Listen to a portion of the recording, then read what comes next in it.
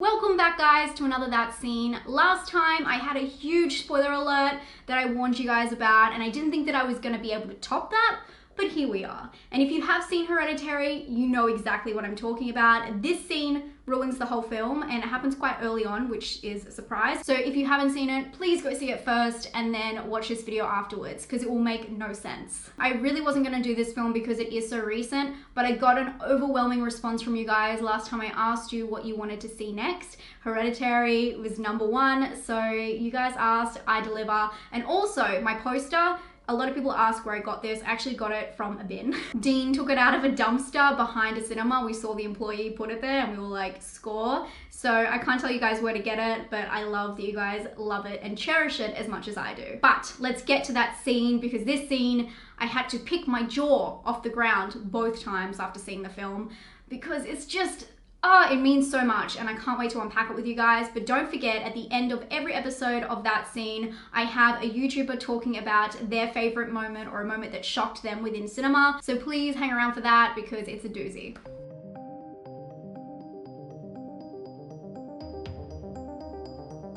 Do me a favor and think about a movie from the last 5 years that had a scene that completely changed the film. A scene that completely shocked you and it became iconic. Everyone was talking about it. Obviously today we're talking about the moment, and again, last warning, spoiler alert, if you haven't seen it, you can off. I'm kidding, just don't watch this, please, it will ruin it for you. But we're talking about the moment when Charlie's head connects with a pole and we are left as traumatized as Peter is. For me, it's not even the imagery that is the most haunting and terrifying in this film. It's what is left unseen, and it's also the car ride you share with Peter on the way home that really never leaves you until the end of the film. And like many other scenes in this series, this one is the catalyst for the film and changes everything.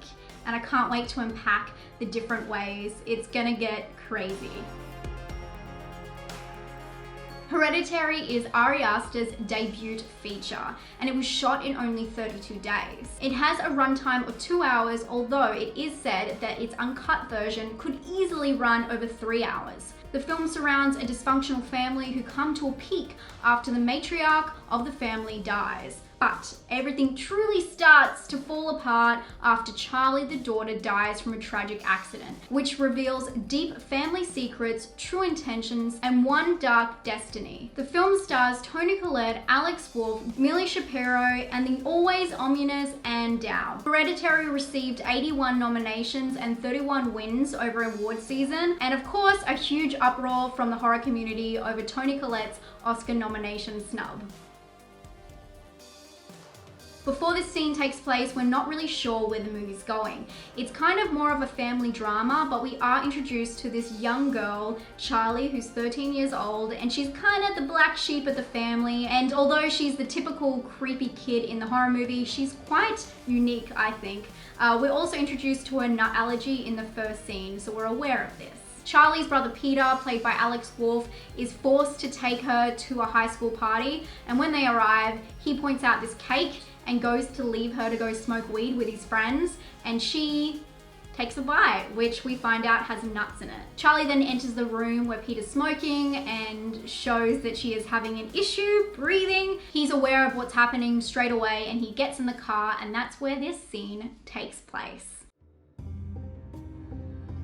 The music tempo is high as we hear drums racing like Peter's heart. The red lights from the car grow smaller on the black road, followed by the sounds of the engine and tire tracks on a dark green road. Cut to Charlie, who we hear struggling to breathe. She is sprawled out over the back seat, kicking in distress, with her head against the window. Peter looks back. "It's okay, Charlie, we're almost at the hospital, okay?" He blurts out as he uses his lead foot on the accelerator. The car's speed climbs. Charlie, struggling, kicks out and reaches to put down the window, hoping this will bring her air. Grabbing at her throat, she thrusts her torso out of the car in an attempt to get closer to the outside air. Papers fly through the car and Charlie begins to cough. "Charlie!" Peter screams, knowing she may not make it. The front of the car hurls through the night fog and fastly approaches a dead animal laying on the road. Peter swerves and misses the animal. Charlie is seen holding her neck as she connects with a telephone pole on the side of the road. A thud is heard. The car screeches to a halt. The tires stop. The car sits in silence. Peter stares forward, hidden in darkness with his glossy eyes reflecting fear and emotional removal. He breathes sharp, quickly, yet quietly. His twitching eyes float towards the rearview mirror, but return to the front. He dares not to look. He breathes deeply and lets a tear fall. His hands are still planted firmly at 10 and 2. His foot releases the brake. The car slowly rolls forward. Cut to him arriving home. The car rolls into the house's driveway.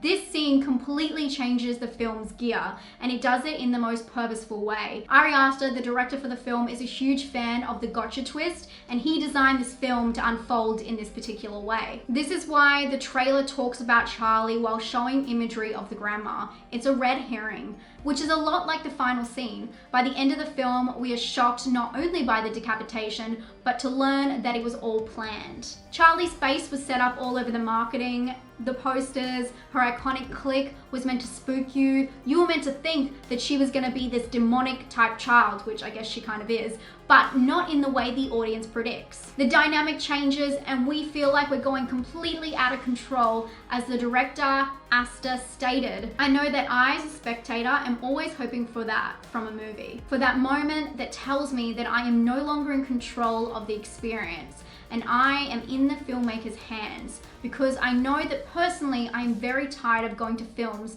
and knowing how they're going to go and then having that feeling validated. I really wanted it to serve as a shoot that opens up under the audience and drops them out of the movie that they thought they were watching and into a new movie.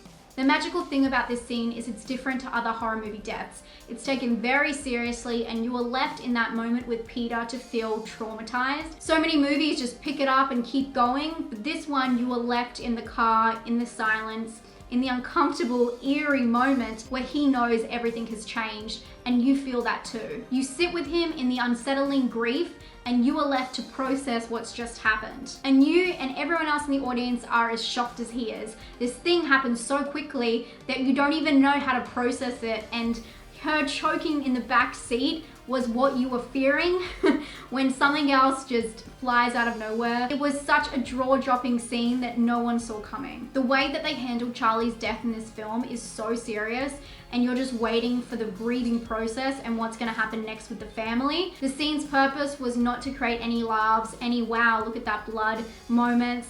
And if people did laugh, usually it's because they're uncomfortable. And I think that this film, and this scene in particular, made everyone feel very uncomfortable, if not just for a second. Now let's break it down to be completely clear. First, Aster sets up Charlie as the creepy horror child with the nut allergy, lets her struggle for breath in front of our own eyes, and then out of nowhere, the pole. And the pole doesn't just decapitate Charlie, it's the catalyst that decapitates the whole film. It turns it on its head.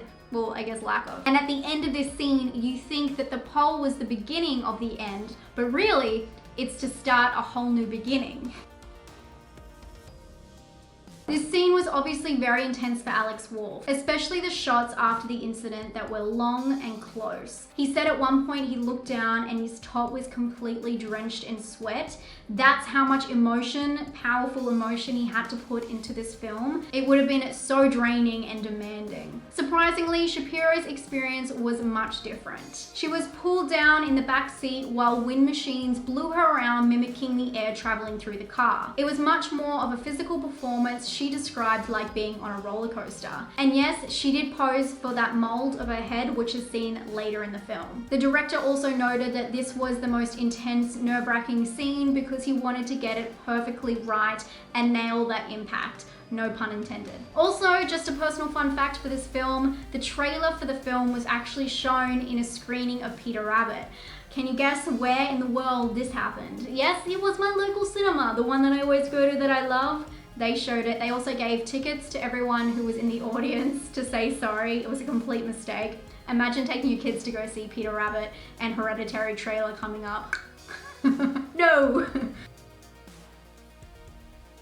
say what you want about Hereditary, but this scene is genius and it echoes throughout the whole film, changes the style, changes the mood, changes the tone, it changes everything. And in that split second, you were out of control. Everyone was out of control. The actors were out of control. It's such an amazing way to put a film together, and I just applaud it so much. I think it's brilliant, and the marketing behind it was brilliant.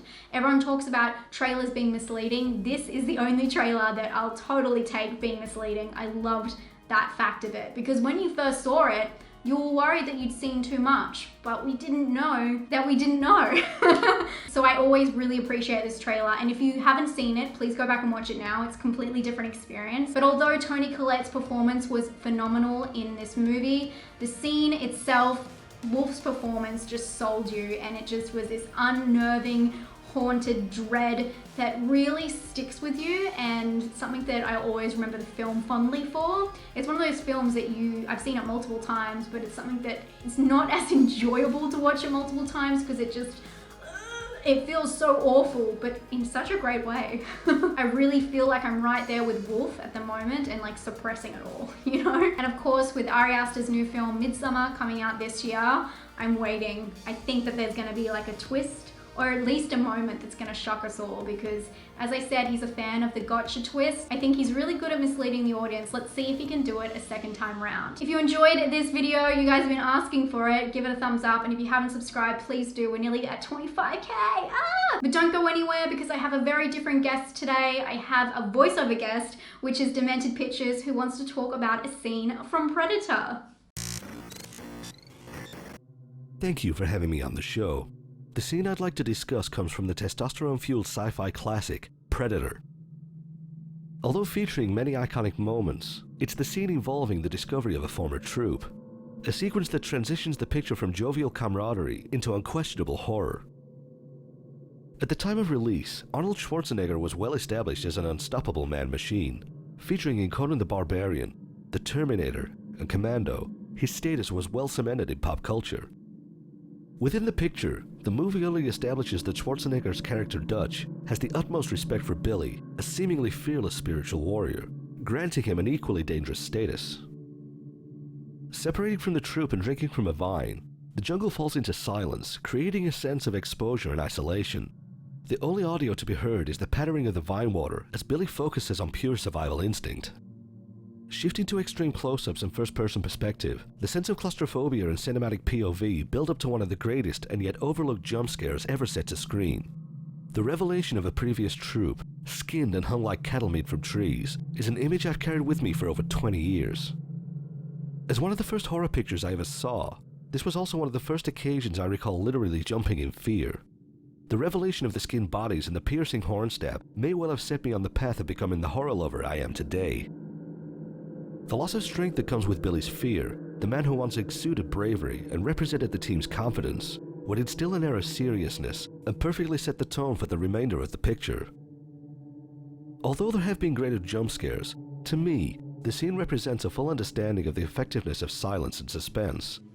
The use of natural sounds blended with the unearthly vocal of the hunter became one of the most recognized sounds in horror. Perfectly orchestrated by all involved, and in my opinion, created one of the greatest jump scares of all time. Thank you for watching this episode of That Scene, and thank you Emma for having me on the show. If you want to hear more from me, check the box below for a link to my channel, where I discuss the very best and worst in horror. Until next time, stay spooky.